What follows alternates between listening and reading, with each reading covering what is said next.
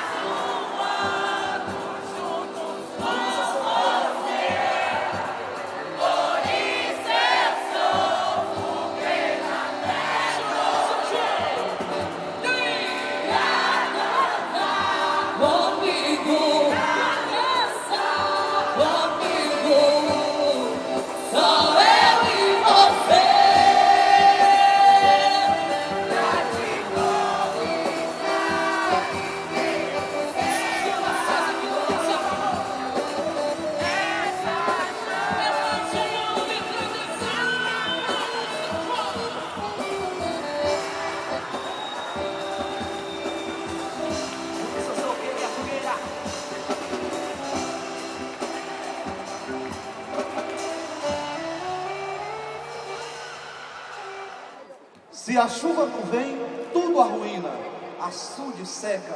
O que era verde, agora é só caatinga. Falta comida na mesa. A vida está em risco, mas ainda resta aquilo que o sertanejo mais respeita, a sua fé. Agora é só fitar os olhos. É só fitar os olhos no infinito azul e rogar a todos os santos que suas lágrimas escassas se transformem em infinitas gotas de chuva. E a chuva vem, e a terra que era rachada agora se torna escorregadia, pronta para plantar. A planta cresce e a mesa se torna farta. Fome é saciada, agora é só comemorar.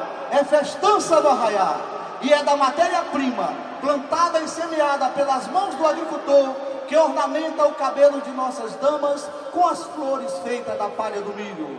E resumindo, toda esta saga do nosso nobre sertanejo é que a quadrilha junina, Fogueira da Paixão, vem com o tema: nem a seca acaba a fé e a alegria do sertão. A fé do sertanejo é infinita. Faz chover, faz chorar. A planta cresce, o clima aquece. Fome abranda e ele esquece. Sertanejo, de que mais sua fé é capaz, sertanejo?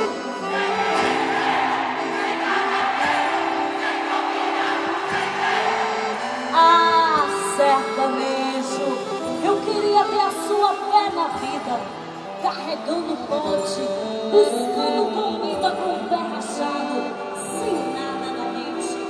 De que mais sua fé é capaz, sertanejo?